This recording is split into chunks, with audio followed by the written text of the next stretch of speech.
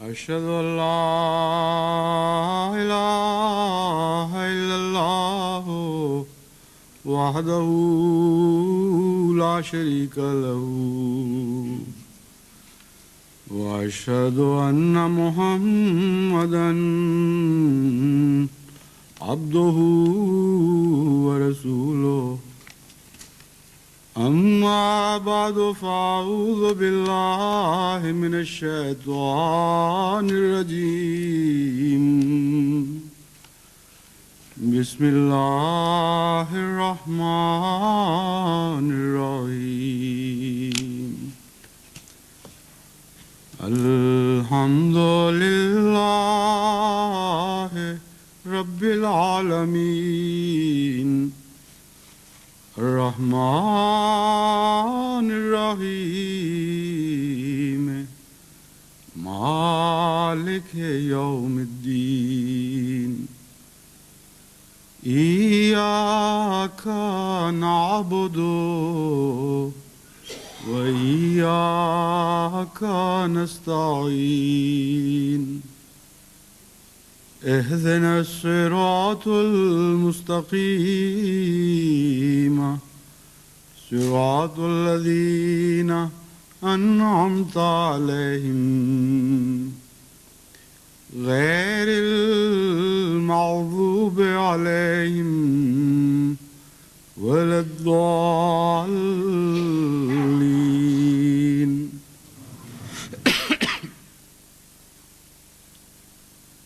إن الذين آمنوا وعملوا الصالحات كانت لهم جنات الفردوس نزلا كانت لهم جنات الفردوس نزلا خالدين فيها لا يبغون عنها حولا قل لو كان البحر مدادا لكلمات ربي لنفد البحر قبل أن تنفد كلمات ربي ولو جئنا بمثله مددا قل إنما أنا بشر مثلكم يوحى إلي أنما إلهكم إله واحد فمن كان يرجو لقاء ربه فليعمل عملا صالحا ولا يشرك بعبادة ربه أحدا. میں نے کہا بس کر دیں، ڈسٹرب ہوتے ہیں جو خطبے میں.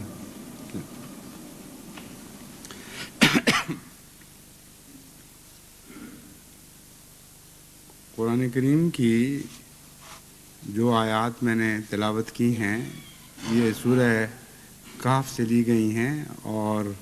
سورہ کہف کی آخری چند آیات ہیں. ان آیات میں جو 3 آیات ہیں ان میں بظاہر ایک مضمون کا دوسرے سے کوئی تعلق نظر نہیں آتا. سرسری نظر سے دیکھنے والا یہ سمجھتا ہے کہ ہر آیت میں ایک مختلف بات کی گئی ہے، حالانکہ ایک مسلسل مضمون ہے اور بڑا گہرا رابطہ رکھتا ہے. پہلی آیت میں مومنوں کا ذکر ہے، وہ جو ایمان لائے اور عمل صالح کیے. کانت لہم جنات الفردوس نزلا، ان کو اللہ تعالیٰ کی طرف سے جنات فردوس بطور مہمانی کے عطا ہوں گی.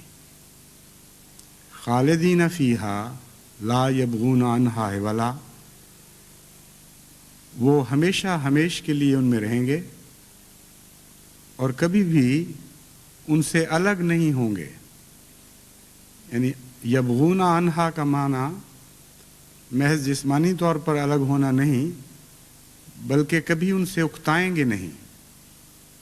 کبھی ان جنتوں سے ان کا پیٹ نہیں بھرے گا، ان کی نظر نہیں بھرے گی، اور ہمیشہ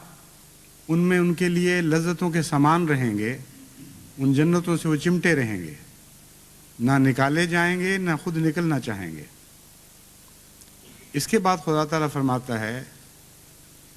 قُلْ لَوْ كَانَ الْبَحْرُ مِدَادًا لِكَلِمَاتِ رَبِّي، کہ اے محمد صلی اللہ علیہ وآلہ وسلم تو یہ اعلان کر دے لَوْ كَانَ الْبَحْرُ مِدَادًا لِكَلِمَاتِ رَبِّي، کہ اگر خدا تعالیٰ کے کلمات، میرے رب کے کلمات کو لکھنے کے لیے سمندر سیاہی بن جاتے، لَنَفِدَ الْبَحْرُ، تو سمندر تو خشک ہو جاتے، لیکن کلمات ربی، میرے رب کے کلمات خشک نہیں ہو سکتے تھے، ختم نہیں ہو سکتے تھے۔ وَلَوْ جِئْنَا بِمِثْلِهِ مَدَدًا، خواہ ہم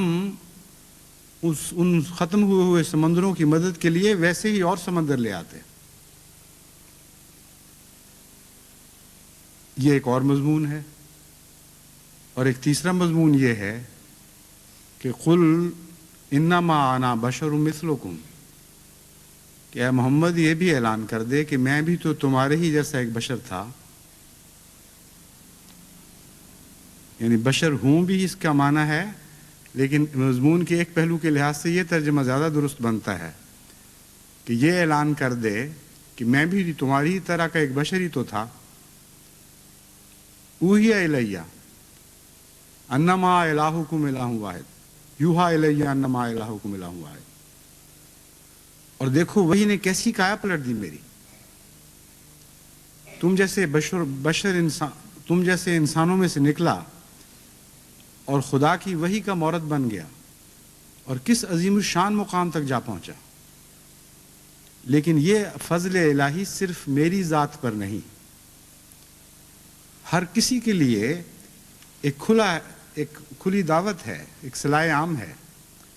لیکن پھر میرے جیسا بننا پڑے گا۔ جو کچھ میں نے کیا ہے تم بھی وہی کرو، اور وہ کیا ہے؟ فَمَنْ كَانَ يَرْجُو لِقَاءَ رَبِّهِ فَلْيَعْمَلْ عَمَلًا صَالِحًا، اگر مجھے دیکھ کر تمہارے دل میں بھی تمنا پیدا ہوئی ہے کہ ہم بھی ان بلند مقامات کو حاصل کر سکتے، ہم بھی اپنے رب کی لقاء کو پا جاتے، تو پھر تم بھی عمل صالح کر کے دکھاؤ اور خدا کا کوئی شریک نہ ٹھہراؤ۔ یہ مضمون بھی ایک الگ مضمون ہے، اور بظاہر ان تینوں مضامین میں کوئی تعلق نظر نہیں آ رہا، لیکن جب مرکزی آیت، ان تینوں میں سے جو مرکزی آیت ہے اس کے مضمون پر زیادہ گہری نظر ڈالی جائے تو پھر دائیں اور بائیں کی آیات کا مضمون خوب کھل کے سامنے آ جاتا ہے۔ قرآن کریم اللہ کے کلمات کا ذکر فرما رہا ہے کہ خدا کے کلمات کبھی ختم نہیں ہو سکتے، اور اس صورت کا تعلق عیسائیت کے رد کے ساتھ ہے، خصوصاً اس کی پہلی آیات اور اس کی آخری آیات عیسائیت سے ہی تعلق رکھتی ہیں، اور عیسائیت کے رد کے مختلف پہلو ان آیات میں بیان فرمائے گئے ہیں۔ حضرت عیسیٰ علیہ السلام کو کلمہ کہا گیا قرآن کریم میں، گویا اس بات کی تصدیق کی گئی کہ وہ کلام تھا، لیکن کلام کے کن معنوں میں تھا اس پر روشنی ڈالی گئی۔ عیسائی تو کلام ان معنوں میں لیتے ہیں کہ وہ ایک منفرد حیثیت تھی جو خدا کی خدائی میں شریک تھا، اور وہی کلام تھا، اس کے سوا کوئی کلام نہیں تھا۔ قرآن کریم نے ایک دوسری جگہ کلمۃ منہ کہہ کر بات کو واضح فرما دیا کہ خدا کے بے شمار کلمات ہیں، ان کلمات میں سے ایک کلمہ مسیح بھی تھا، اور خدا کے کلمات نہ ختم ہونے والے ہیں، اور مختلف رنگ میں کلمات کا اطلاق کر کے قرآن کریم نے بتایا کہ کلمے کا مضمون بہت ہی وسیع مضمون ہے۔ ہر کلام جو کسی نبی پر نازل ہوتا ہے وہ بھی کلمات پر مشتمل ہوتا ہے۔ ہر وہ نیک شخصیت جو اللہ تعالیٰ سے تعلق جوڑ لیتی ہے اور ثبات قدم اختیار کرتی ہے، اس کی شاخیں آسمان تک دراز ہوتی ہیں، اور وہ خدا سے فیض پا کر نئے نئے روحانیت کے پھل خود بھی کھاتی ہے اور دنیا کو بھی دیتی ہے، اس کو بھی کلمہ فرمایا گیا۔ تو سوال یہ پیدا ہوتا تھا کہ کلمہ اگر اس کو انسانی معنوں میں لیا جائے تو وہ ایک ہے، دو ہیں یا تین ہیں، یا کس حد تک کلمات ہیں، پہلے تھے اور اب عطا ہونے بند ہو گئے ہیں، یا آئندہ بھی جاری رہیں گے۔ اور اسی طرح کلمہ ہر کلام الہی کے ہر جز پر بھی صادر آتا ہے، اور اس کے ہر معنی پر بھی لفظ کلمہ صادر آتا ہے۔ لو کان البحر مدادا لکلمات ربی میں خصوصیت کے ساتھ قرآن کریم کا بھی ذکر ہے، اور قرآن کریم کو تو ایک دوات نہ صحیح 2 یا 3 دواتوں میں یا درجن دواتوں سیاہی کی دواتوں میں لکھا جا سکتا ہے۔ تو پھر یہ کہنا کہ کلام الہی کو اگر لکھنا شروع کرو تو سمندر خشک ہو جائیں، اور پھر اور سمندر ہم لے کر آئیں وہ بھی خشک ہو جائیں، اور کلام الہی ختم نہیں ہوگا، کلمات الہی ختم نہیں ہوں گے، اس کے کیا معنی ہیں؟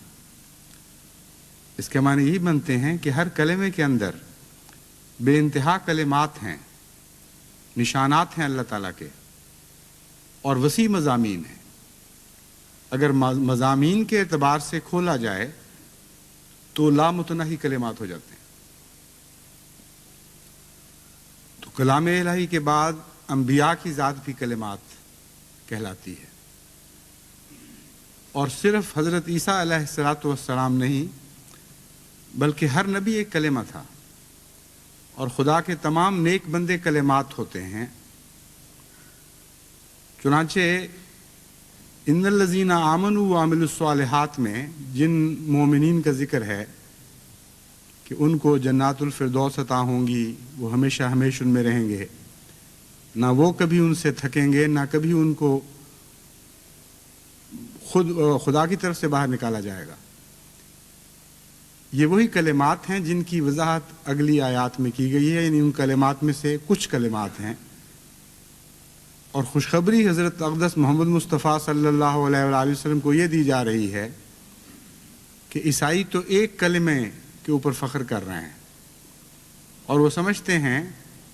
کہ وہ منفرد تھا۔ ہم نے مسیح کو تو کلمہ کہا، لیکن تجھے ہم کلمہ گر بنا رہے ہیں، تجھ سے بے شمار کلمات وجود میں آئیں گے، اور وہ سارے مومنین جن سے لامتناہی جنتوں کے وعدے کیے جا رہے ہیں، نہ ختم ہونے والی جنتوں کے وعدے کیے جا رہے ہیں، وہ سارے کلمات الہی ہوں گے جو تجھے نصیب ہوں گے۔ بس یہ اعلان کر کہ میرے رب کے کلمات کبھی ختم نہیں ہو سکتے۔ اس کثرت سے اللہ تعالیٰ تجھے کلمات طیبات عطا فرمائے گا کہ ان کا پیدا ہونا بھی ختم نہیں ہوگا، اور ان میں سے ہر وجود کے اندر معانی کے سمندر ہوں گے، اور نیکیوں اور تقوی کے سمندر ہوں گے۔ یہ کیوں ہے؟ اس لیے کہ حضرت اقدس محمد مصطفیٰ صلی اللہ علیہ وآلہ وسلم کی مطابعت کے نتیجے میں ان کو یہ نصیب ہونا تھا۔ چنانچہ اس طرف توجہ مبذول فرمانے کی خاطر تیسری آیت میں یہ اعلان کروایا گیا کہ کلمہ گر تو میں ہوں، تمہارے جیسا ہی بشر تھا، تمہاری ہی طرح کا ایک عام انسان تھا، مگر جب مجھ سے تعلق جوڑا جائے، جب تم میری پیروی کرو اور جیسے نیک اعمال میں نے کیے ہیں ویسے تم بھی کرنے لگو، اور جیسا توحید کو میں نے مضبوطی سے تھام رکھا ہے اس طرح تم بھی توحید کے ساتھ چمٹ جاؤ، تو پھر یہ وحی الہی کی نعمت جو کلمہ بناتی ہے وہ تمہیں بھی نصیب ہونی شروع ہو جائے گی. اور میں اس نعمت کو محض اپنی ذات تک محدود کرنے کے لیے نہیں آیا، میں تو اس نعمت کی طرف متوجہ کرنے کے لیے آیا ہوں، تاکہ مجھے دیکھو اور تم میں شوق پیدا ہو، تمہیں محبت پیدا ہو، اللہ تعالیٰ کی ذات کے ساتھ تعلق کی تمنا پیدا ہو، اور اس کے نتیجے میں تم نیک اعمال کرو، میری پیروی کرو، میری طرح موحد بن جاؤ، یعنی جس حد تک ممکن ہے تمہارے لیے. اور پھر دیکھو کہ خدا کے کلمات لامتناہی ہیں اور یہ کبھی ختم نہیں ہو سکتے کلمات. اس کا ایک یہ معنی بھی ہے کہ خدا تعالیٰ کی طرف سے جو نعمتوں کی عطا کا سلسلہ ہے یہ بند نہ ہونے والا سلسلہ ہے. حضرت مسیح موعود علیہ الصلوۃ والسلام کو بھی اللہ تعالیٰ نے اس زمانے میں اسی آیت کے ایک زندہ نشان کے طور پر پیش فرمایا، اور حضرت اقدس محمد مصطفیٰ صلی اللہ علیہ وآلہ وسلم کی قوت قدسیہ نے اس زمانے میں بھی اثر دکھایا، اور اس زمانے میں بھی ایک کلمہ گر پیدا کر دیا آپ کی قوت نے. اور وہ سلسلہ جو بظاہر بند ہوتا دکھائی دے رہا تھا وہ خدا تعالیٰ نے پھر جاری فرما دیا. پھر اس مقدس صحبت کے نتیجے میں جو حضرت مسیح موعود علیہ الصلوۃ والسلام کے ذریعے منعکس ہوئی، پھر بہت سے کلمات پیدا ہونے شروع ہوئے. عظیم الشان صحابہ ہیں جن میں سے ہر ایک کا وجود ایک کلمے کی حیثیت رکھتا ہے، اور ہر ایک کا وجود اپنے اندر اتنی گہرائی رکھتا ہے کہ عام انسانی نظر اس گہرائی کو پا سکے یا نہ پا سکے، لیکن حقیقت میں ان کے باطن میں جو لازوال حسن جھلک رہا ہے اللہ تعالیٰ کی محبت کا، وہ ایک نہ ختم ہونے والا سمندر ہے. اور بسا اوقات یہ باتیں باطن ہی میں مخفی رہتی ہیں، اور دنیا کی نظر میں سوائے اس کے کہ کوئی مجبوراً خدا تعالیٰ کی طرف سے مقرر کیا گیا ہو اور مجبور ہو اظہار پر، ورنہ اکثر ایسے لوگ خاموشی کے ساتھ آتے بھی ہیں اور گزر بھی جاتے ہیں، اور انسانوں کی نگاہوں کا مرکز بھی نہیں بنتے. اور یہ سلسلہ دیگر کلمات کے علاوہ اپنی ذات میں یہ سلسلہ بھی نہ ختم ہونے والا ایک سلسلہ ہے. مکرم محترم حضرت چودھری محمد ظفر اللہ خان صاحب، جن کا وصال 1 ستمبر کو ہوا، میں یقین رکھتا ہوں کہ آپ بھی اللہ تعالیٰ کے کلمات میں سے ایک کلمہ تھے، اور ایک عظیم الشان مقام خدا تعالیٰ کی طرف سے آپ کو تقویٰ کا نصیب ہوا. جب میں یہ کہتا ہوں تو میں اس رنگ میں کہتا ہوں کہ گویا یہ میری دعا ہے، اور جب خدا کے مومن بندوں کو اپنے فوت شدہ احباب اور بزرگوں کا ذکر خیر کرنے کا حکم ہوتا ہے تو وہ بھی فتوے کے رنگ میں نہیں بلکہ دعا کے رنگ میں، کیونکہ جہاں تک آخری فیصلے کا تعلق ہے،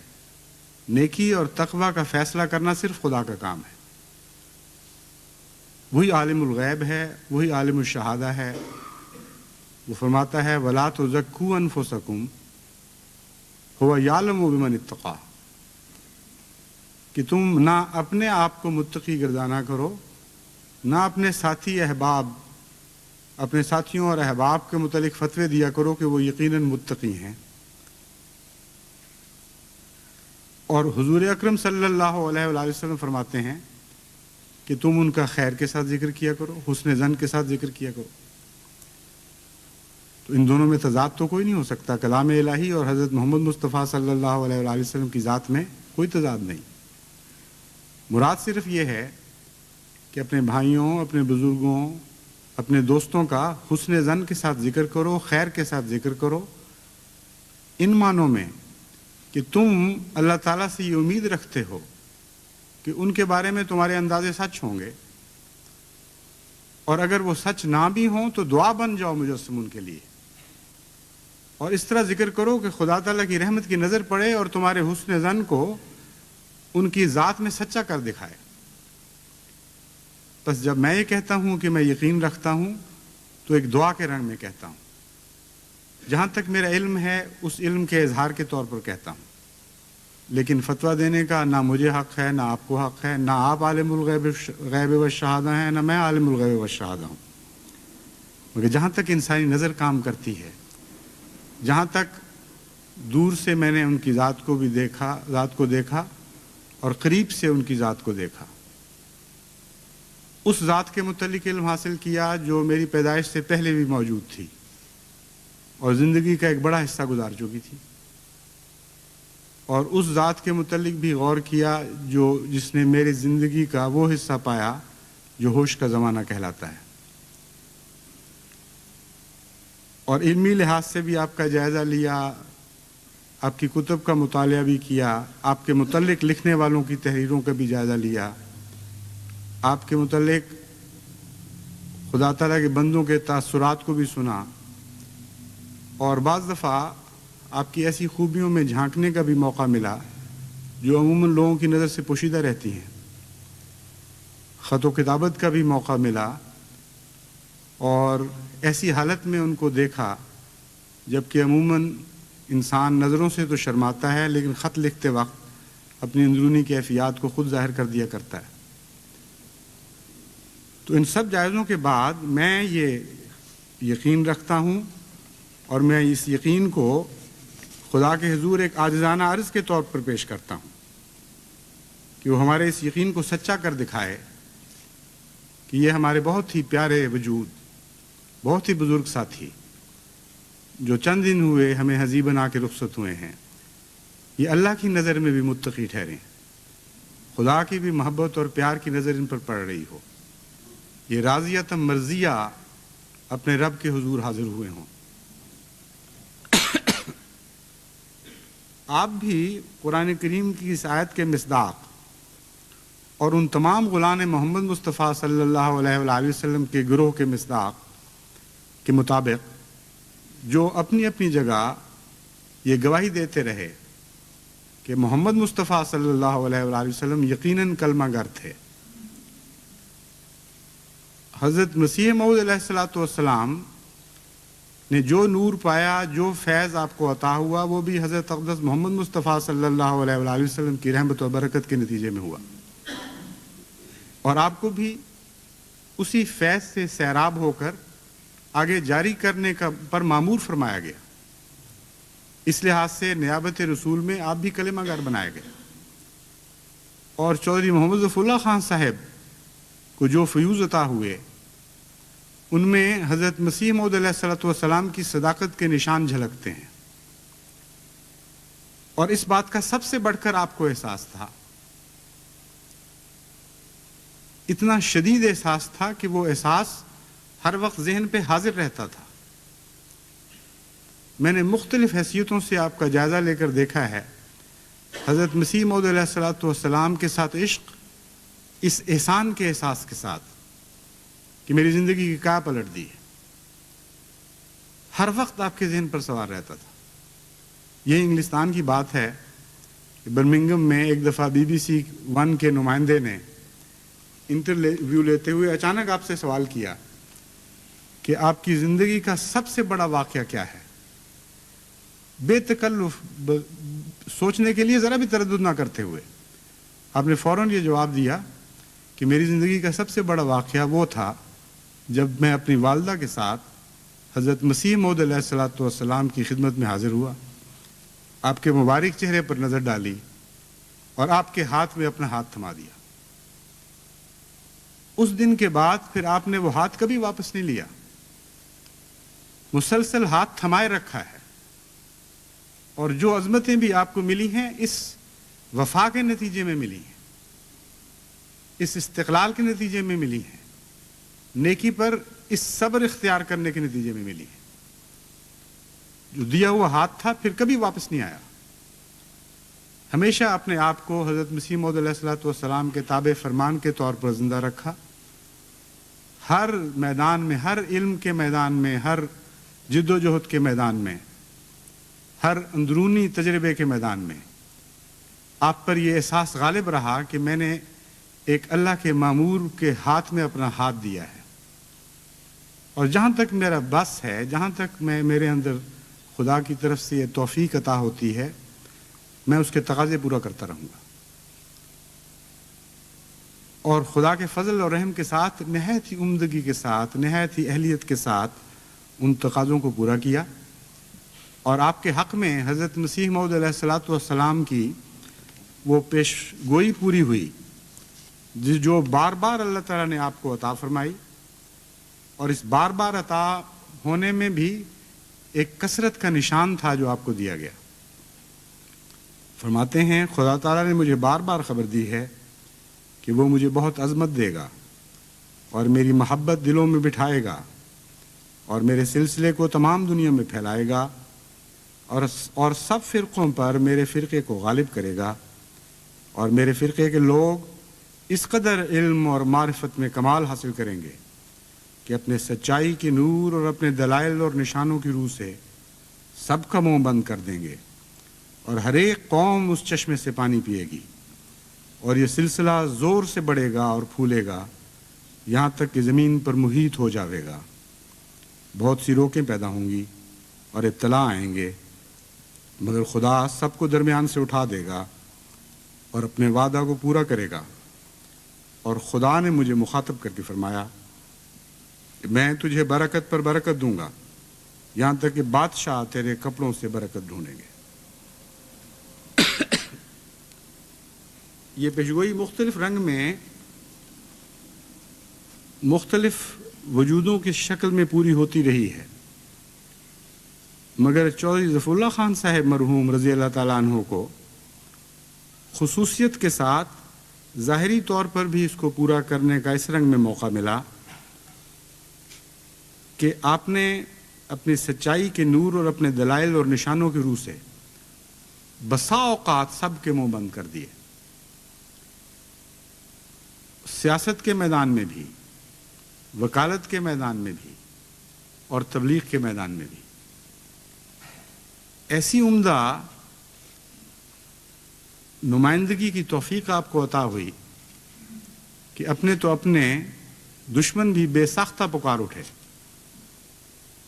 کہ اس بطل جلیل نے بلا شبہ غیروں کے منہ بند کر دیے۔ مذہبی دنیا میں جو آپ کو خدمت کی توفیق ملی تبلیغ کے علاوہ،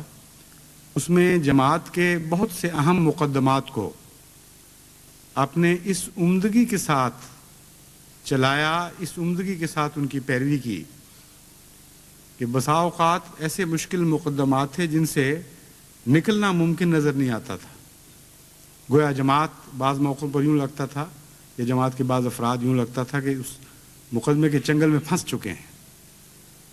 لیکن بڑی حکمت، بڑی فصاحت و بلاغت، بڑی قابلیت کے ساتھ آپ نے نمائندگی کے حق ادا کیے اور عظیم الشان سہرے جیتے ہیں اس میدان میں۔ پھر سیاست کی دنیا میں اللہ تعالیٰ نے آپ کو عظیم خدمات سر انجام دینے کی توفیق کا موقع عطا فرمایا، اور ہندوستان کی جو وکالت آپ نے انگریزی حکومت کے سامنے کی ہے وہ بھی تاریخ میں ہمیشہ سنہری حرفوں سے لکھی جائے گی،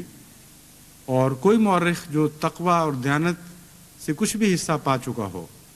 وہ چودھری ظفر اللہ خان صاحب رضی اللہ تعالیٰ عنہ کی ان خدمات کو نظر انداز نہیں کر سکتا۔ گول میز کانفرنس میں، اس کے علاوہ بہت سے مواقع آئے، میں نے لسٹ تیار کروائی تو بہت لمبی ہو گئی تھی، اس لیے یہ تو ممکن نہیں ہے اس چھوٹے سے خطبے میں چوہدری صاحب کی ایک وسیع اور طویل اور بھرپور زندگی کے سارے پہلوؤں کا ذکر کر دیا جائے۔ میں تو ضمناً چند باتیں بیان کر رہا ہوں جو آپ کو دعا کی تحریک کے طور پر اور اس تحریس کے طور پر یاد دلا رہا ہوں کہ آپ میں سے بھی ویسے پیدا ہوں، اور میں آپ کو یہ بتانا چاہتا ہوں کہ جن آیات کی میں نے تلاوت کی ہے ان آیات میں لامتناہی ترقی کے راستے کھولے گئے ہیں۔ حضرت صلی اللہ علیہ وآلہ وسلم کی ذات اقدس سے بڑھ کر کوئی وجود متصور ہو ہی نہیں سکتا، اور فرمایا اپنا ذکر کرنے کے بعد یہ بتا کر کہ خدا تم پر وہی نازل فرما رہا ہے سب کو صلاح عام دے دو اور کہہ دو کہ اب تم میں ہمت ہے تو آؤ، ان رستوں کو اختیار کرو جن پر میں دوڑا تھا، اور آؤ اور مجھے پکڑ کے دکھاؤ، آؤ اور میری پیروی کر کے دکھاؤ۔ اور یہ لامتناہی رستے ہیں، کوئی روک نہیں ہے، کوئی مصنوعی حدیں ایسی نہیں ہیں جو تمہارے لیے حد فاصل ثابت ہوں۔ اس لیے دوڑنے کی تمہیں اجازت ہے اور دوڑنے کی تمہیں دعوت ہے، لیکن ان رستوں پر چلنا پڑے گا ترقیوں کے لیے جو حضرت محمد مصطفیٰ صلی اللہ علیہ وآلہ وسلم نے طے کر کے دکھائے ہیں۔ اگر آن حضرت صلی اللہ علیہ وآلہ وسلم کی طرف بڑھنے کی بھی کھلی اجازت ہے اور حد امکان کے لحاظ سے کوئی روک نہیں ہے، اگرچہ یہ بھی بڑی وضاحت کے ساتھ لکھا گیا ہے کہ کبھی ایسا ممکن نہیں ہوگا کہ کوئی شخص آن حضور صلی اللہ علیہ وآلہ وسلم کے پیچھے چلتے ہوئے آپ سے آگے نکل جائے، لیکن روکا نہیں گیا بلکہ بلایا گیا ہے۔ آن حضرت صلی اللہ علیہ وآلہ وسلم کے مقام کے آخری ہونے کو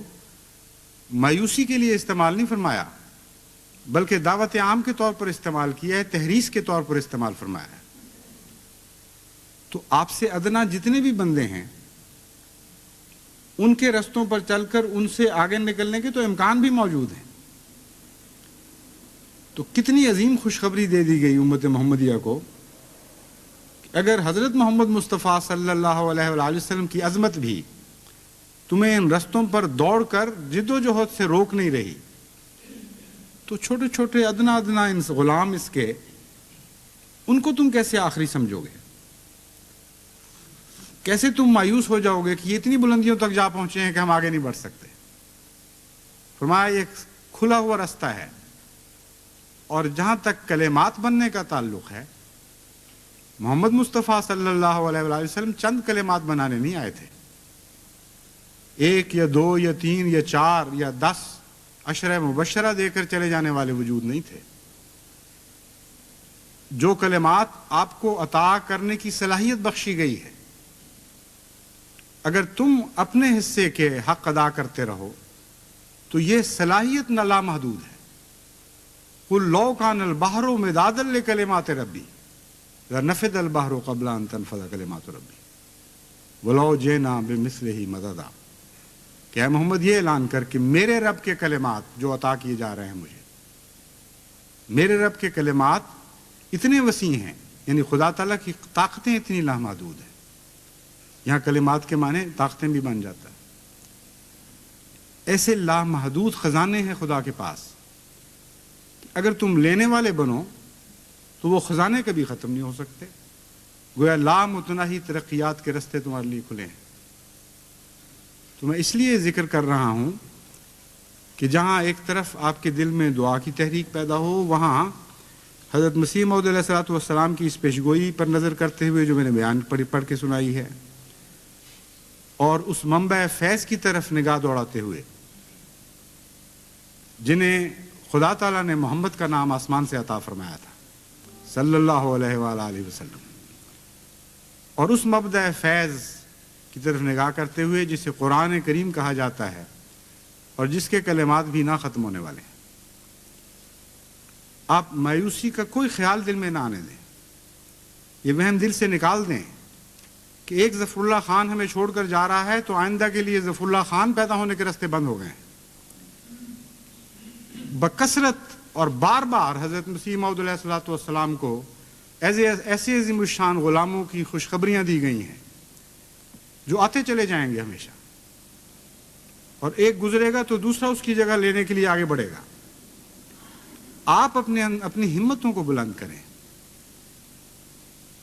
ان تقوی کی راہوں کو اختیار کریں جو حضرت چودھری صاحب اختیار کرتے رہے، ان وفا کی خصلتوں سے مزین ہوں جن سے وہ خوب مزین تھے، وہ صبر اور وہ ہمت پیدا کریں جو آپ کی ذات کا خاصہ تھے، اور اللہ تعالیٰ کی محبت اور پیار میں اسی طرح رنگین ہو جائیں، بلکہ اس سے بڑھ کر رنگین ہونے کی کوشش کریں جس طرح چودھری صاحب کو اللہ تعالیٰ نے اپنی محبت کے خاص رنگ عطا فرمائے تھے۔ تو جماعت کے لیے تو ترقی کے کوئی راستے بند نہیں ہو سکتے۔ کسی ایک وصال کے بعد کوئی نہیں جو یہ کہہ سکے کہ اب آئندہ ایسا پیدا نہیں ہوگا. وہ ایک ہی تھا جس جیسا پیدا نہیں ہوا، نہ ہو سکتا ہے، نہ ہوگا، اور وہ ہمارے آقا و مولا حضرت محمد مصطفیٰ صلی اللہ علیہ وآلہ وسلم تھے. لیکن ایک ہونے کے باوجود لامتناہی کلمات پیدا کرنے کی صفات آپ کو بخشی گئی تھی. بس ان کلمات میں سے آپ بھی تو بننے کی کوشش کریں. چوئی صاحب کے ذات کے جو مختلف پہلو میں بیان کرنے چاہتا تھا وہ اتنے زیادہ وسیع نکلے کہ پھر مجھے ان میں سے بھی انتخاب کرنا پڑا چند کا، اور جو چند کا انتخاب کیا ہے وہ بھی پوری طرح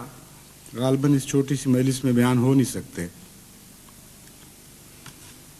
آپ کے اندر خدا تعالیٰ نے ایک ایسی عظمت، آپ کو ایسی خدا تعالیٰ نے عظمت عطا فرمائی تھی کہ جتنے بھی منصب آپ کو ملتے تھے وہ منصب ہمیشہ آپ سے چھوٹے نظر آتے تھے، اور وہ منصب آپ کو چھوٹا نہیں دکھا سکے کبھی. آپ کی ذات میں حوصلہ تھا، وسعت تھی،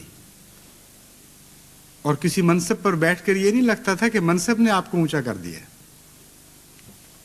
بلکہ حقیقت میں آپ ہمیشہ ان مناصب کو اونچا کرتے رہے، ان کے معیار کو بڑھاتے رہے، یہاں تک کہ وہ منصب جب آپ نے چھوڑے تو پہلے سے زیادہ بلند مقام پر دکھائی دیا کرتے تھے.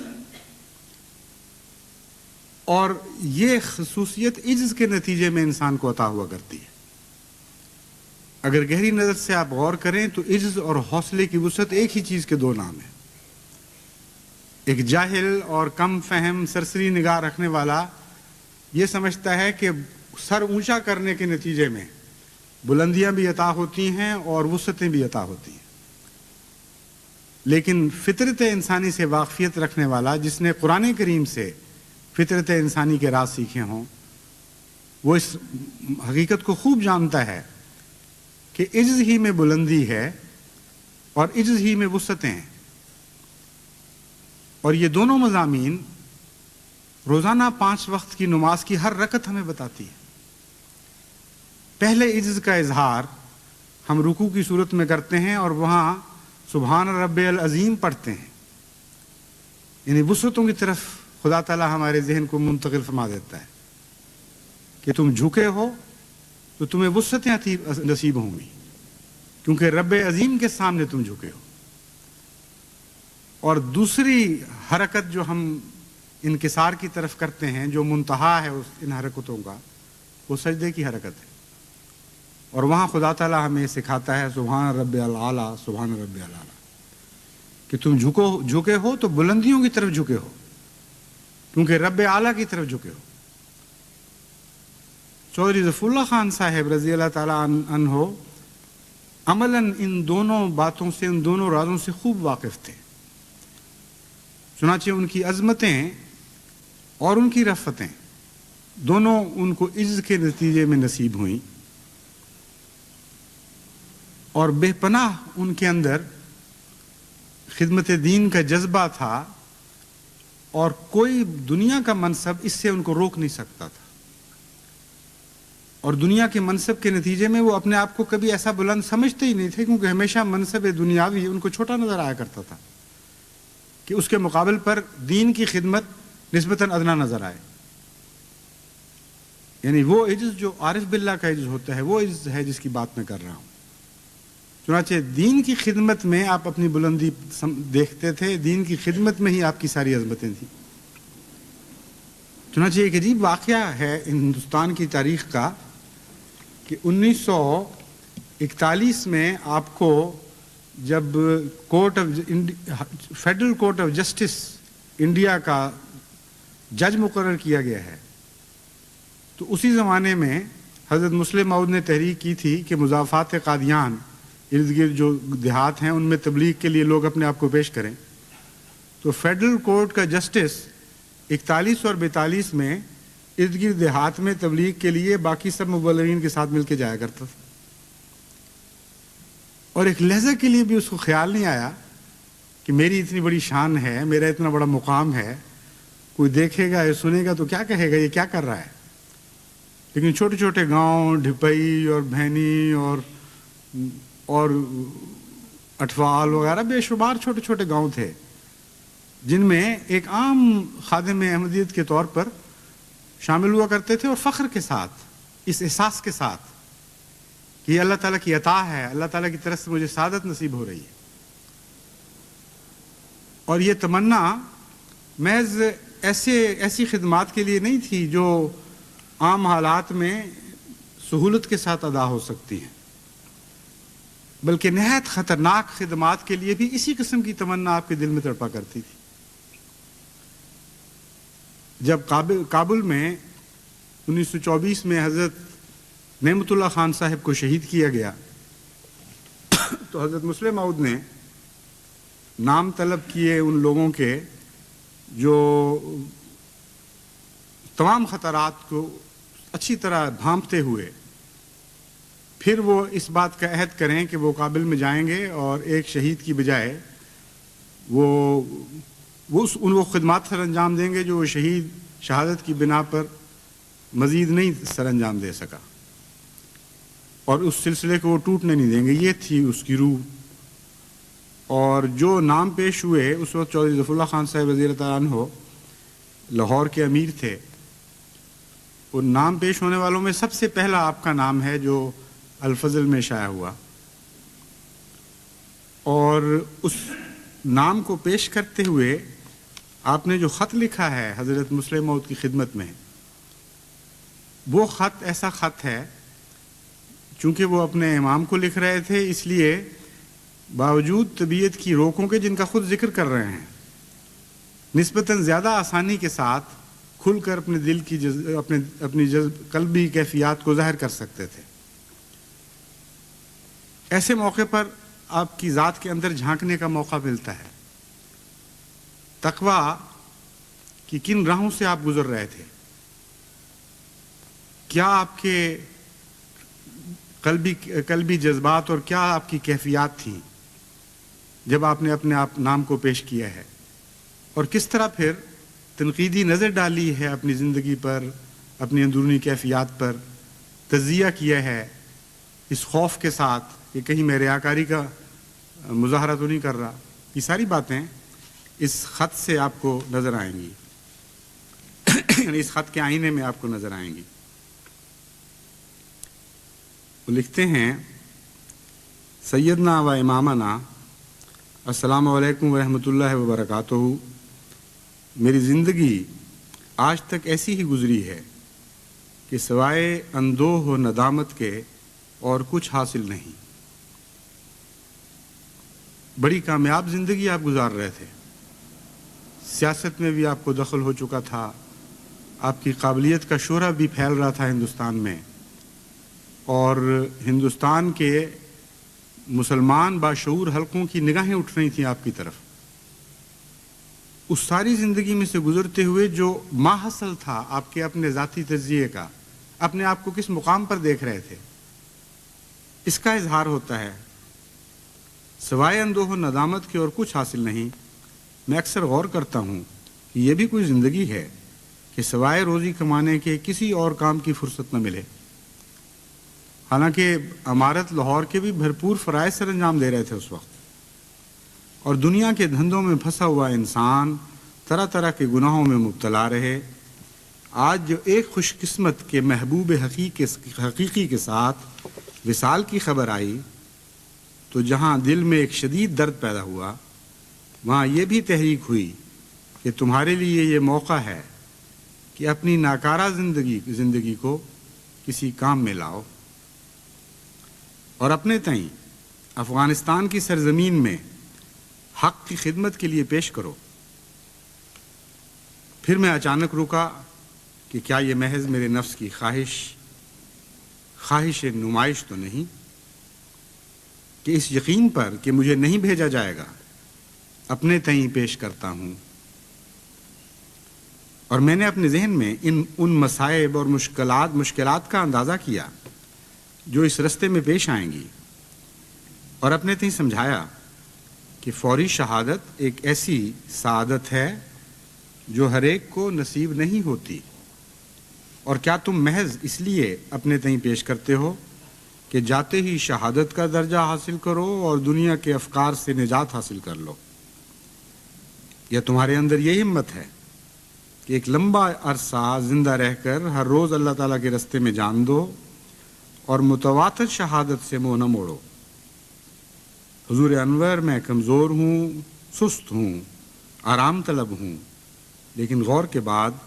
میرے نفس نے یہی جواب دیا ہے کہ میں نمائش کے لیے نہیں،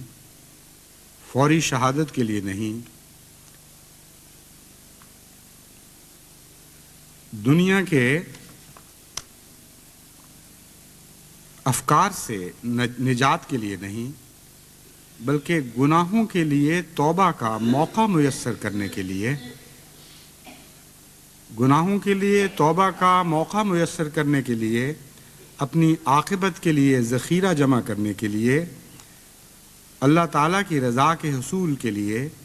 اپنے تئیں اس خدمت میں پیش کرتا ہوں۔ اگر مجھ جیسے نابکار گناہگار سے اللہ تعالیٰ یہ خدمت لے اور مجھے یہ توفیق عطا فرمائے کہ میں اپنی زندگی کے بقیہ ایام اس کی رضا کے حصول میں صرف کر دوں، تو اس سے بڑھ کر میں کسی نعمت اور کسی خوشی کا طلبگار نہیں۔ حضور، میں مضمون نویس نہیں، اور حضور کی بارگاہ میں تو نہ زبان چلتی یاری دیتی ہے نہ قلم۔ جیسے کسی نے کہا ہے، بے زبانی ترجمان شوق بے حد ہو تو ہو، ورنہ پیش آتی ہیں، ورنہ پیش یار کام آتی ہیں تقریریں کہیں۔ بے زبانی ترجمان شوق بے حد ہو تو ہو، ورنہ پیش یار کام آتی ہیں تقریریں کہیں۔ یہ حضرت موہانی کا شعر ہے جو آپ نے کوٹ کیا۔ اس لیے اسی پر بس کرتا ہوں کہ جس وقت حضور حکم فرمائیں افغانستان کے لیے روانہ ہونے کو تیار ہوں، اور فقط حضور کی دعاؤں اور اللہ کی رضا کا طلبگار ہوں۔ والسلام، حضور کا ادنیٰ ترین غلام، خاکسار ظفر اللہ خان۔ 8 نومبر 1924۔ یہ آپ کا انکسار تھا، یہ آپ کا جذبہ خدمت تھا، اور اللہ کی ذات کے ساتھ محبت تھی دراصل، اور خدا تعالیٰ کی ناراضگی کا خوف، یہ جو آپ کے سر پہ سوار رہا کرتا تھا، اور خدا تعالیٰ کے پیار کے حصول کی خواہش، یہ دو تھے وہ جذبات جو چودھری ظفر اللہ خان صاحب کو ساری عمر ایک منزل سے دوسری منزل کی طرف رواں دواں رکھتے رہے۔ یہ وہ قوت تھی جس سے آپ نے تمام عمر حرکت حاصل کی ہے۔ توانائی کا سرچشمہ اللہ تعالیٰ کی محبت تھی، اور یہ سرچشمہ جس کو نصیب ہو جائے اس کے لیے اللہ تعالیٰ کی طرف سے لامتناہی نعمتوں کے دروازے کھل جاتے ہیں، اور ہر قدم پر خدا تعالیٰ کی طرف سے رہنمائی نصیب ہوتی ہے۔ اللہ کا خوف ان معنوں میں کہ خدا کی محبت سے محروم ہونے کا خطرہ، اور اللہ تعالیٰ کی محبت کی حرص ان معنوں میں کہ کچھ ایسے کام کرنے کی توفیق ملے کہ اللہ تعالیٰ محبت اور پیار سے ہمیں دیکھنے لگے۔ یہ دو بنیادی قوتیں ہیں جن سے مومن کو ہر ترقی نصیب ہوتی ہے۔ اس کی دعائیں بھی اسی زور کے ساتھ اوپر اونچی ہوا کرتی ہیں، بلند ہوا کرتی ہیں، اس کی کاموں کو رفتیں ملتی ہیں، اس کی کوششوں کو پھل نصیب ہوتے ہیں، خطرات سے وہ بچایا جاتا ہے، اور غیر معمولی تائید الہی کے نشان اس کو عطا کیے جاتے ہیں۔ اور خدا کی راہ میں قربانی کے جو مختلف مظاہر ہیں، خواہ اس کا نام آپ چندہ رکھ لیں، خواہ اس کا نام وقت کی خدمت، جان کی قربانی، عزت کی قربانی، یہی دو جذبے ہیں حقیقت میں جن کا نام تقویٰ ہے، اور اسی تقویٰ سے یہ ساری نیکیاں پیدا ہوتی ہیں۔ تبھی حضرت مسیح موعود علیہ الصلوۃ والسلام کو خدا تعالیٰ نے الہاماً بتایا، اگر یہ جڑ رہی سب کچھ رہا ہے۔ آپ نے ایک شعر کہنے کے لیے ایک مصرع کہا کہ ہر ایک نیکی کی جڑ یہ اتقاء ہے۔ ایسا پیارا معرفت کا نقطہ تھا. ابھی آپ دوسرا مصرع کہہ نہیں پائے تھے کہ اللہ تعالیٰ کی طرف سے دوسرا مصرع الہام ہوا. اگر یہ جڑ رہی سب کچھ رہا ہے. تو جہاں تک میں نے جائزہ لیا ہے چودھری ظفر اللہ خان صاحب رضی اللہ تعالیٰ عنہ تقوی کی جڑ سے اس طرح چمٹے رہے ہیں ساری عمر کہ اصلها ثابت ان کا مضمون دکھائی دیتا تھا. جڑوں کے لحاظ سے مضبوط تھے, ثابت قدم تھے, وفادار تھے. جو بات کہی اس پر قائم رہے. طبیعت میں کوئی دوگلا پن نہیں تھا. زبان سے کچھ اور عمل سے کچھ اور. اس قسم کا تضاد آپ کی ذات میں کلیتاً اس قسم کے تضاد کا کلیتاً فقدان تھا. چنانچہ آپ اس کے بعد جو آپ کو خدمات کی توفیق ملی ہے وہ ایک طبی نتیجہ تھا اس کا. اس میں یہ کسی اور جستجو کی ضرورت نہیں رہتی. جس کو یہ دو چیزیں نصیب ہو جائیں,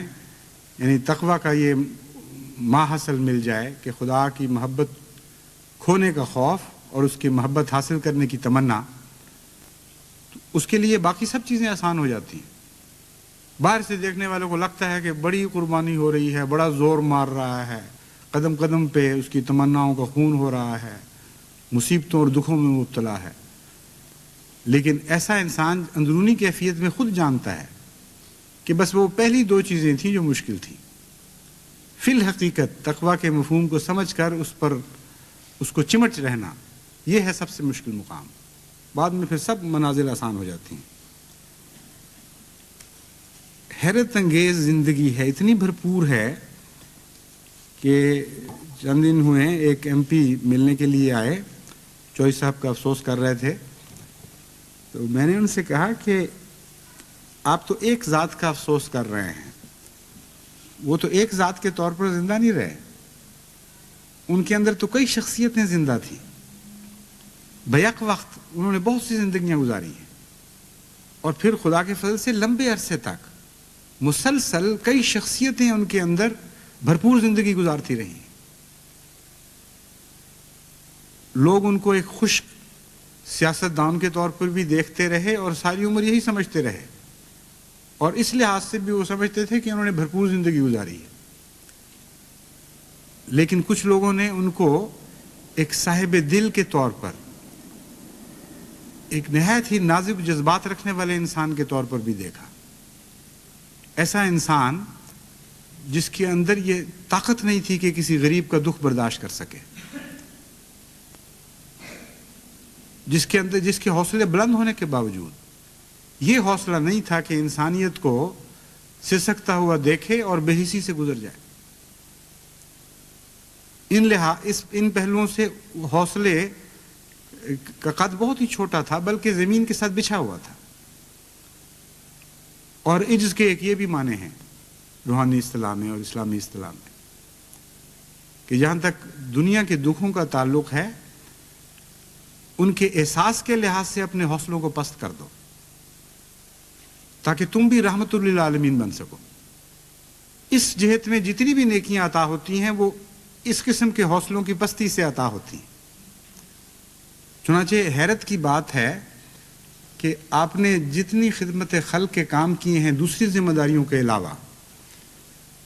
ان کا شمار اگر کیا جائے تو میرے خیال میں ایک بھی انسان اس وقت ایسا نہیں ہے جو یہ کہہ سکے کہ میں نے سارے شمار کر لیے ہیں, کیونکہ کچھ ظاہر بھی تھے اور مخفی بھی تھے, اور اس کثرت کے ساتھ مختلف جہتوں میں پھیلے ہوئے تھے آپ کی خدمت کے کام کہ عملاً کسی کے لیے ممکن ہی نہیں ہے اس وقت کہ وہ شمار کر سکے. ان کا کاغذات میں ذکر نہیں ملتا, ان ٹرسٹ میں ذکر نہیں ملتا جو ٹرسٹ انہوں نے قائم کیے تھے. اس کثرت کے ساتھ آپ نے غرباء کی خدمت کی ہے کہ ضمناً جب بعض اوقات مجھے واسطہ پڑتا تھا اس وقت دکھائی دیتا تھا یہ معاملہ. یعنی بعض ایسے غرباء تھے جنہوں نے خود آ کر ضمناً ذکر کیا کہ اس مصیبت اس تکلیف میں مبتلا تھے, چوئی صاحب کو صرف اطلاع بھیجی اور اس کے نتیجے میں اس کے بعد پھر اس معاملے میں ہمیں کوئی فکر نہیں ہوئی. غرباء, یتاما, غریب مزدور, غریب کسان, مفلوج لوگ, بعض بیماریوں میں مبتلا، ہونہار طالب علم جو غریب تھے، غرض کی اتنی جہتوں کے ساتھ آپ نے خدمت خلق کا کام کیا ہے، اور اتنی جہتوں میں آپ نے خدمت خلق کا کام کیا ہے، اور پھر یہی نہیں بلکہ اداروں کو بھی کھلے ہاتھ سے دیا کرتے تھے، کہ یوں معلوم ہوتا ہے کہ ساری زندگی کی کمائی ادھر خرچ ہو رہی ہے۔ اور پھر جب آپ جماعتی چندوں پر نگاہ ڈالتے ہیں اور جماعتی خدمات پر نظر کرتے ہیں تو یوں معلوم ہوتا ہے کہ ساری کمائی اس کے سوا کہیں خرچ ہی نہیں ہو رہی۔ ایسی وسیع حوصلگی کے ساتھ آپ نے چندے دیے ہیں۔ اس وقت جو لنڈن مشن کی ساری عمارتیں ہیں، یہ ان کی ذاتی کوشش سے، کلیتاً ذاتی آمد سے آپ نے یہ سارے مصارف ادا کیے ہیں۔ یہ مشن ہاؤس، یہ ہال، یہ چھوٹا ہال عورتوں کے لیے، یہ عمارت رہائشی، یہ ساری خدا کے فضل کے ساتھ ان کو توفیق ملی۔ اور اپنے لیے ایک چھوٹا سا ایک کمرہ رکھا ہوا تھا، بس اسی میں ان کی گزر اوقات تھی، اور وہ بھی آخر وقت تک نہیں رہی۔ جب جماعت کو ضرورت پیش آئی ہے آخر پہ، یا شاید اس لیے کہ وہ سیڑھیاں نہیں چڑھ سکتے تھے زیادہ، وہ بہرحال وہ بھی چھوڑ کے چلے گئے تھے۔ اور اس کے علاوہ بھی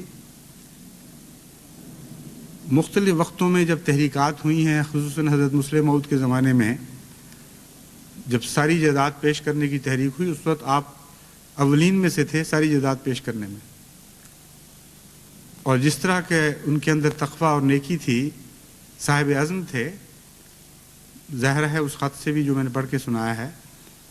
جو آپ نے وقف کیا تھا تو مراد یہی تھی کہ ایک پائی کی جائیداد بھی میں اپنے لیے نہیں رکھوں گا، اور اس بات کے لیے تیار تھے۔ جن خطرات کے پیش نظر حضرت مسلم موعود نے تحریک کی، وہ خطرات پیش نہیں آئے، اس لیے وہ جائیداد نہیں لی گئی، یہ مجھے علم ہے۔ لیکن اس کے علاوہ بھی جب بھی جتنی ضرورت پیش آئی ہے، کبھی ایک لمحہ کبھی تردد آپ نے محسوس نہیں کیا، بلکہ کوشش یہ ہوتی تھی کہ حضرت مسلم موعود خود معین کر دیں، اس طرح لے لیں جیسے آپ کی چیز ہو۔ یہ کیفیت تھی آپ کے چندوں میں، جو ہمیشہ اسی طرح رہی۔ اور سیاست کی بھرپور زندگی تو اتنی وسیع زندگی ہے کہ اس میں سے ساری باتوں کا ذکر تو ویسے ہی ممکن نہیں۔ قوموں پر جو احسان کرنے کی خدا تعالیٰ نے آپ کو توفیق عطا فرمائی، کیونکہ حضرت مسیح موعود علیہ السلام کی پیشگوئی میں یہ الفاظ بھی ہیں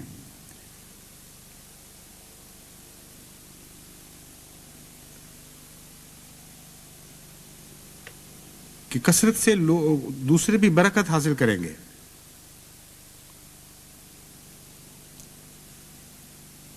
اور ہر ایک قوم اس چشمے سے پانی پیے گی۔ خدا تعالیٰ نے آپ کو ایک ایسے مقام پر پہنچایا جہاں واقعتاً ہر قوم نے اس سرچشمے سے پانی پیا، یعنی یونائٹڈ نیشنز کی آپ کو صدارت نصیب ہوئی، اور وہ دور یونائٹڈ نیشنز کی تاریخ میں اگر کسی ایک تعریف کے ساتھ یاد کیا جائے تو وہ یونائٹڈ نیشنز کا اخلاقی دور کہلائے گا۔ تمام اسلامی اخلاقی قدروں کو آپ نے وہاں نافذ کیا ہے، اور وہ ایک دور تھا جب کہ دہریہ سیاستدان بھی جو حصہ لیا کرتے تھے یونائٹڈ نیشنز میں، وہ بھی احترام سے اور سنبھل کر بیٹھا کرتے تھے، اور کوئی بدخلقی کی بات نہیں کیا کرتے تھے۔ یہ جو بوئنگ یا تماشا بینی اور تحقیر کے الفاظ استعمال کرنا، غصے میں آپے سے باہر ہو جانا، یہ ساری حرکتیں اس وقت یونائٹڈ نیشنز میں مسدود تھیں۔ اور قرآن کریم کی تلاوت کرنا، ان سے قرآن کریم سے استنباط کرنا اور اخلاقی تعلیم دیتے چلے جانا، قطع نظر اس کے کہ کوئی مانتا بھی ہے کہ نہیں آپ کو یا قرآن کریم کو، یہ آپ کا شیوا تھا۔ ایسی جرت خدا نے عطا فرمائی تھی، اور بات میں ایسی عظمت تھی کردار کے نتیجے میں، کیونکہ بات کو عظمت تو کردار سے نصیب ہوا کرتی ہے، لفاظی سے نہیں ہوا کرتی، کہ اس کے نتیجے میں غیروں پر بھی روب بیٹھتا تھا۔ چنانچہ ایک دفعہ چوئی صاحب نے مجھ سے خود ذکر کیا، بے تکلفی کی باتیں ہو رہی تھی کھانے پر، کہ حیرت ہوتی تھی کہ وہ لوگ جن کا کوئی دین سے تعلق نہیں، مذہب سے کوئی تعلق نہیں، میرے ساتھ خدا تعالیٰ نے ان کو اچھا سلوک کرنے کا پابند فرما دیا، کیونکہ وہ ہر بات اللہ تعالیٰ کا احسان سمجھتے تھے، اس لیے ذکر ہمیشہ اسی رنگ میں کیا کرتے تھے کہ اللہ تعالیٰ کا ایک خاص فضل ہے، احسان ہے کہ اس نے ان کے دل میں ایک روب سا ڈال دیا تھا اور وہ میری باتوں کو مانتے تھے، حالانکہ بظاہر کوئی حق نہیں تھا میرا اس طرح ان کو پابند کرنے کا آداب کے۔ پریزیڈنٹ کی حیثیت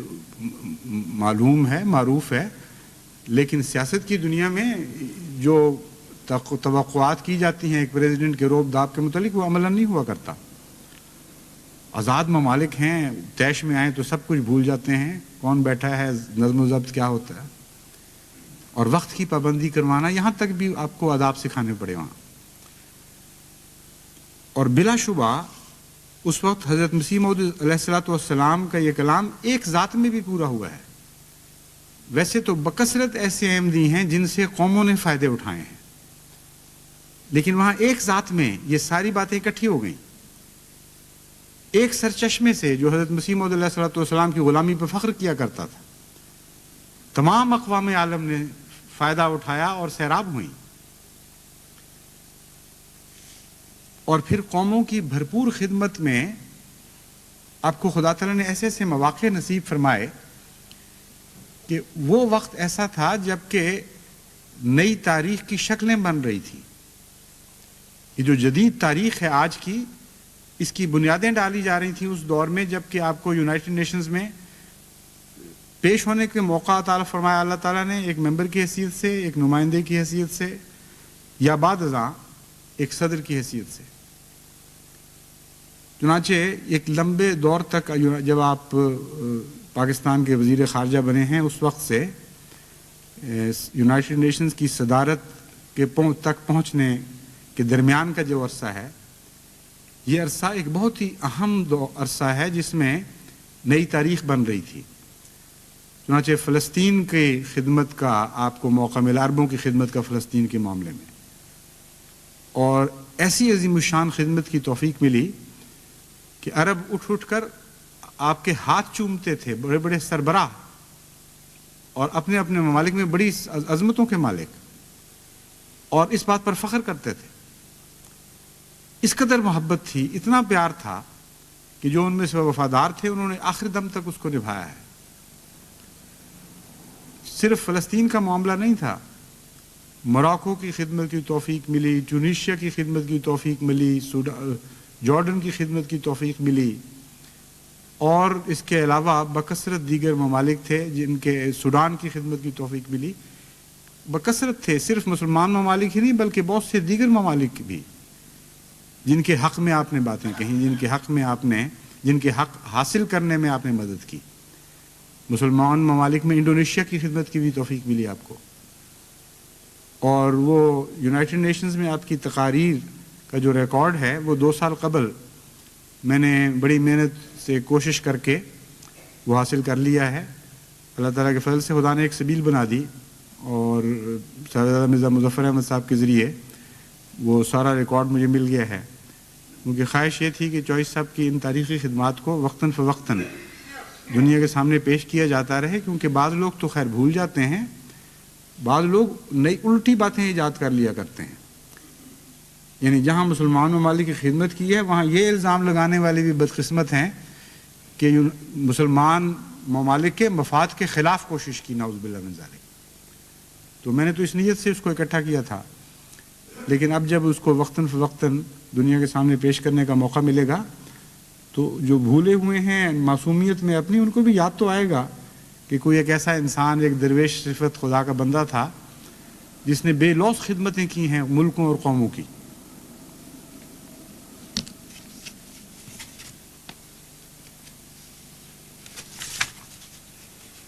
بہرحال یہ تو بہت ہی ایک لمبی فہرست ہے اور لمبا ذکر ہے۔ میں اپنے ذاتی تاثرات بیان کر رہا تھا اور وہ میں اسی پر پھر بات ختم کرنی چاہتا ہوں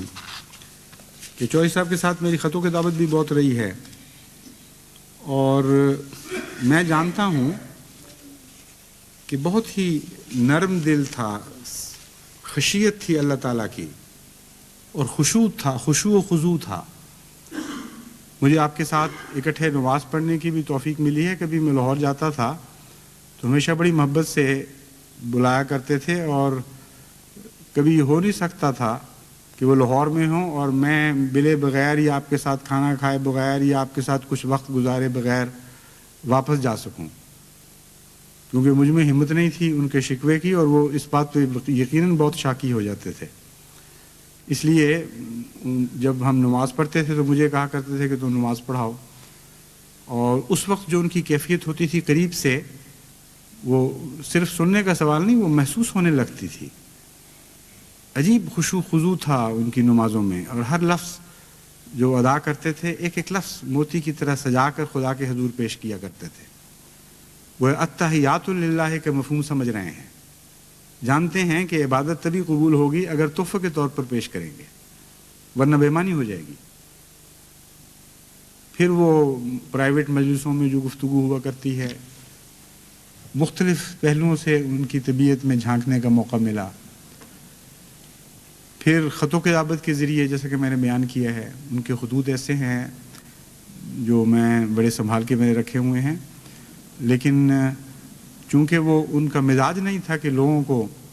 ان کی بعض اندرونی کیفیات کا پتہ چلے، صرف چند دوستوں کے ساتھ چند آدمیوں سے وہ بے تکلف ہو جاتے تھے خطوں کے وقت، اور ہر خط میں ان کی انکساری کا پہلو اتنا حیرت انگیز ہے کہ جو خط پڑھنے والے کو شرمندہ کر دیا کرتا تھا، بے حد عجز اور انکساری۔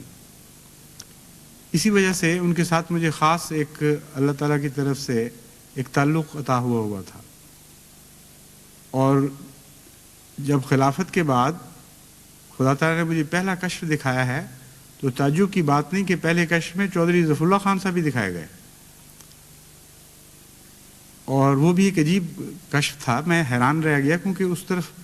اس قسم کی باتوں کی طرف ذہن انسان کا جا ہی نہیں سکتا عموماً۔ سب سے ایک دن یا 2 دن خلافت کو گزرے تھے تو کسی نے پوچھا مجھ سے کہ آپ کو خلیفہ بننے کے بعد کوئی الہام، کوئی کشف وغیرہ ہوا؟ میں نے کہا مجھے ابھی تک تو کچھ نہیں ہوا، بس میں گزر رہا ہوں جس طرح بھی خدا تعالیٰ فرما رہا ہے، سلوک ٹھیک ہے۔ تو اس کے چند دن کے بعد ہی میں نے صبح کی نماز کے بعد کشفاً بڑے واضح طور پر ایک نظارہ دیکھا کہ چودھری ظفر اللہ خان صاحب لیٹے ہوئے ہیں اور اللہ تعالیٰ سے باتیں کر رہے ہیں، اور میں وہ باتیں سن رہا ہوں، اور فاصلہ بھی ہے، مجھے یہ علم ہے کہ لیٹے لنڈن میں ہوئے ہیں، لیکن جس طرح فلموں میں دکھا دیا جاتا ہے قریب قرب کہ ٹیلی فون کہیں دور اور ہو رہے ہیں اور سن رہا ہے گویا کہ، اس قسم کے نظر کیمرے کے ٹرک سے ہو جاتے ہیں۔ تو کشفاً یہ دیکھ رہا تھا کہ چوہدری صاحب اپنے بستر پہ لیٹے ہوئے اللہ تعالیٰ سے باتیں کر رہے ہیں کچھ، اور میں سن بھی رہا ہوں، اور اس پر ایک ذہنی تبصرہ بھی ہو رہا ہے ساتھ، لیکن گویا میری آواز وہاں نہیں پہنچ رہی۔ تو چوہدری صاحب یہ کہہ رہے، اللہ تعالیٰ نے چوہدری صاحب سے یہ پوچھا کہ آپ کا کتنا کام باقی رہ گیا ہے؟ تو چوہدری صاحب نے عرض کیا کہ کام تو 4 سال کا ہے، لیکن اگر آپ 1 سال بھی عطا فرما دیں تو کافی ہے۔ یہ سن کر مجھے بہت سخت دھکا سا لگا، اور میں یہ کہنا چاہتا تھا چوہدری صاحب کو کہ آپ 4 سال مانگیں خدا تعالیٰ سے، یہ کیا کہہ رہے ہیں کہ 1 سال بھی عطا ہو جائے تو کافی ہے؟ مانگ رہے ہیں خدا سے اور کام 4 سال کا بیان کر رہے ہیں، اور پھر کہتے ہیں کہ 1 سال ہی کافی ہے۔ تو مجھے اس سے بے چینی پیدا ہوئی، لیکن جیسا کہ میں نے بیان کیا اس نظارے میں میں اپنی بات پہنچا نہیں سکتا تھا، صرف سن رہا تھا کہ یہ گفتگو ہو رہی ہے۔ وہ میں نے پھر دوسرے دن ہی چودھری حمید رسول اللہ صاحب اور ان کی بیگم کو لکھ کے بھیج دیا، اور مجھے اس سے تشویش پیدا ہوئی کہ ہو سکتا ہے خدا تعالیٰ لمبی زندگی نسبتاً دے دے، لیکن کام کا صرف 1 سال ہی ملے۔ چنانچہ ایسا ہی ہوا ہے۔ 1983 میں آپ پر شدید بیماری کا حملہ ہوا، اور اس وقت تک جو وہ کام کر سکے ہیں عملاً اس کے بعد پھر رفتہ رفتہ پھر عمل بالکل کام سے الگ ہونا پڑا ان کو، یعنی بھرپور کام، صرف 1 سال توفیق ملی ہے۔ پھر آپ کو پاکستان جانا پڑا بیماری کی وجہ سے، اور اس کے بعد پھر طبیعت گرتی چلی گئی ہے، کمزور ہوتی چلی گئی ہے، پھر صرف مطالعے پر آ گئے تھے آخر پہ۔ اور 4 سال تو اس وقت کے بعد نہیں ملے، لیکن یہ بھی اللہ تعالیٰ کی عجیب شان ہے کہ جو شدید بیماری کا حملہ ہوا ہے جس پہ ڈاکٹروں نے کہا کہ بچنے کی کوئی آثار نہیں ہے، یہ دوبارہ ہوا ہے اس کشف کے 2 سال کے بعد، یعنی 82 میں جب میں کراچی تھا تو فروری کراچی میں یہ مجھے اطلاع ملی کہ ابھی لاہور سے فون آیا ہے کہ اب تو کوئی بچنے کی صورت بظاہر نہیں رہی۔ اس وقت مجھے یقین دل میں اللہ تعالیٰ نے ڈالا، دعا بھی میں نے کی، لیکن پھر رات رویا میں خدا تعالیٰ نے دکھایا کہ ایک خط آیا ہے خدا تعالیٰ کی طرف سے جو چوہی صاحب کی اس بیماری کے متعلق میں پڑھ رہا ہوں، اور صرف ایک فقرہ ہے جس پر نظر جمی ہوئی ہے، اور اس فقرے کا مفہوم یہ ہے کہ میں زندہ بھی کرتا ہوں اور بوجھ بھی اتار دیتا ہوں، مہیا بھی کر دیتا ہوں۔ یعنی یہی کا مضمون تھا دونوں معنوں میں، دوسری ہے کے ساتھ بھی، کہ میں مہیا بھی کرتا ہوں اور زندہ بھی کرتا ہوں۔ تو مجھے ایک خیال آیا کہ چوہی صاحب کو ایک فکر دامنگیر ہے، خدا تعالیٰ نے ساتھ اس کی بھی خوشخبری دے دی ہے، اور وہ فکر یہ تھی کہ انہوں نے 2 لاکھ جو چندہ لکھوایا تھا 100 سالہ جوبلی کے لیے، اس میں سے 2 لاکھ پاؤنڈ ابھی ان پر قرض تھا، واجب الادا تھا،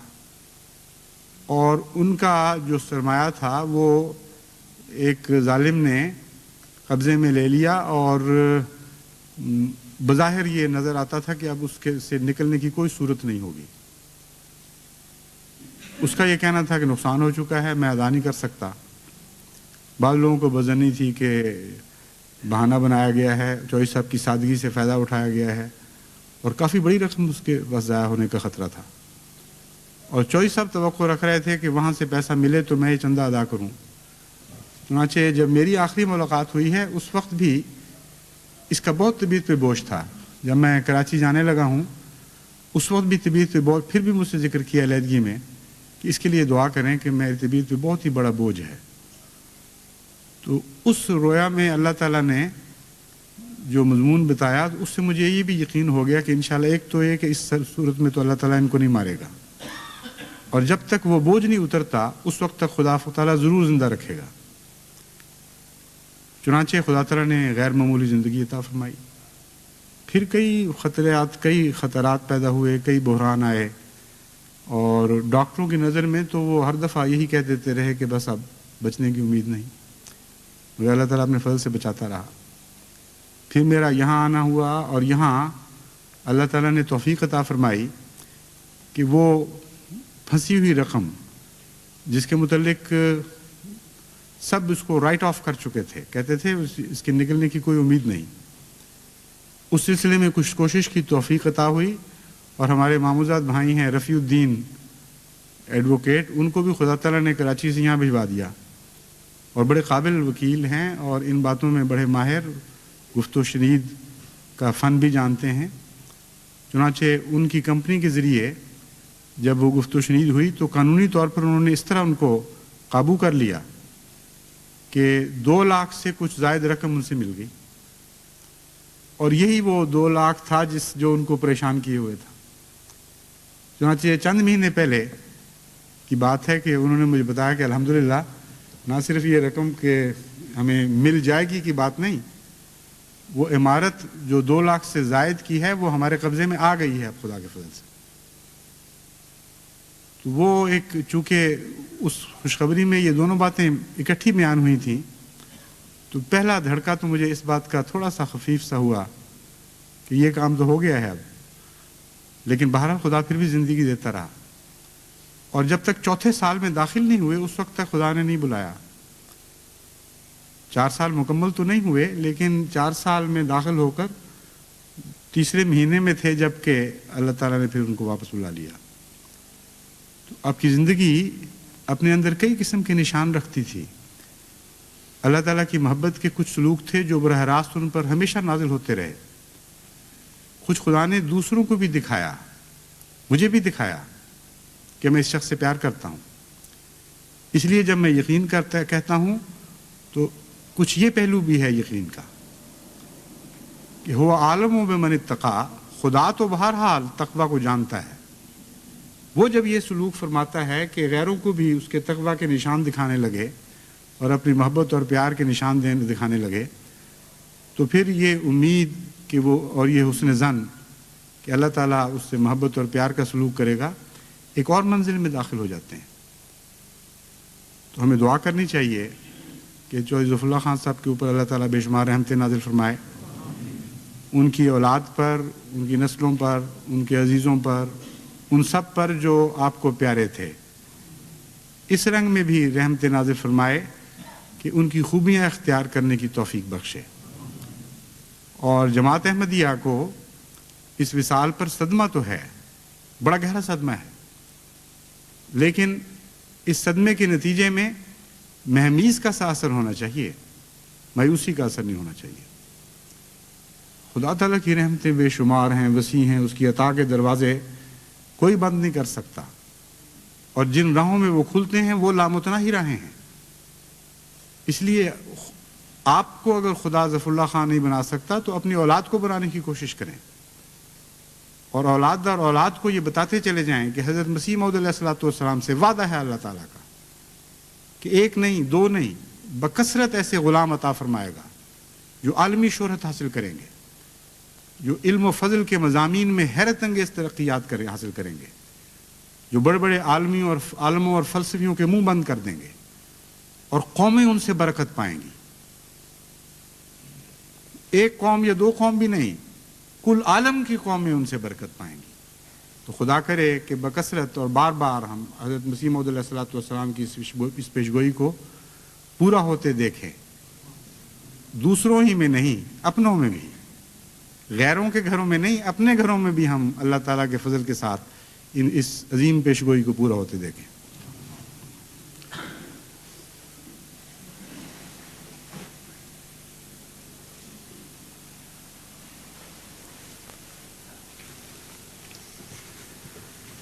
الحمد للہ نحمدہ ونستعینہ ونستغفرہ ونؤمن بہ ونتوکل علیہ ونعوذ باللہ من شرور انفسنا ومن سیئات اعمالنا من یہدہ اللہ فلا مضل لہ ومن یضللہ فلا ہادی لہ ونشهد أن لا إله إلا الله وحده لا شريك له ونشهد أن محمدا عبده ورسوله۔ ابھی انشاءاللہ جمعے کے بعد حضرت چوہی صاحب کی نماز جنازہ ہوگی۔ اللہ تعالیٰ آپ کو کرور جنت نصیب کرے۔ آپ کو تو ہر وقت یہ لگن رہتی تھی کہ میں کب اپنے ان پیاروں کے پاس حاضر ہوں جو دوسری دنیا میں ہیں۔ یہ ذہن میں میرے ایک بات آئی تھی، وہ اس وقت پہلے خطبے میں بیان کرنے میں بھول گیا۔ یہ بھی ایک بڑا نمایاں حصہ تھا کردار کا کہ موت کے لیے ہر وقت تیار تھے، اور ذرہ بھر بھی جذبات میں ہیجان پیدا نہیں ہوتا تھا اس ذکر سے۔ میٹر آف فیکٹ ایک روزمرہ کا واقعہ جس طرح ہوتا ہے، ہر صبح، ہر شام، ہر دوپہر کو تیار ہوا کرتے تھے، ہر رات کو تیار سوتے تھے، اور کہا کرتے تھے مجھے تو خیال ہی نہیں آتا کبھی یہ کوئی ایسی بات ہے جس پہ کوئی انسان فکر کرے۔ لوگ خوابیں دیکھتے ہیں، مجھے بتاتے ہیں، میں کہتا ہوں ٹھیک ہے، جب بلایا اچھا ہے۔ اور یہ بھی کہا کرتے تھے کہ میرے تو اکثر پیارے ادھر بیٹھے ہیں جن سے ملنے کی تمنا ہے، تو اس میں ڈرنے کی کون سی بات ہے؟ یقین کامل، اور پھر یہ واقعہ کہ جن سے سب سے زیادہ عشق اور محبت تھا آپ کو، حضرت محمد مصطفیٰ صلی اللہ علیہ وآلہ وسلم، اور اس کے بعد حضرت مسیح موعود علیہ السلام، اور پھر والدہ جو بہت ہی بزرگ عظیم عورت تھیں، اور وہ والد بھی، ذاتی اور روحانی تعلقات میں یہی خلاصہ تھا ان کی محبتوں کا، اور یہ اس دنیا کے لوگ تھے۔ تو وہ تو یہاں رہتے ہوئے بھی ایک عالم بقا میں رہ رہے تھے، اس لیے اللہ تعالیٰ ان پر بے شمار رحمت نازل فرمائے۔ وہ تو خوش ہیں اور خوش رہیں گے انشاءاللہ، ہمیں خدا کے گھر سے یہی امید ہے۔ اللہ پسماندگان کو بھی خوش رکھے اور ان کو بھی وہ نعمتیں عطا فرمائے۔ عباد اللہ رحمکم اللہ ان اللہ یامر بالعدل والاحسان وایتاء ذی القربى وینہی عن الفحشاء والمنکر والبغی یعظکم لعلکم تذکرون اذکروا اللہ یذکرکم وادعوہ یستجب لکم وَلَذِكْرُ اللَّهِ أَكْبَرُ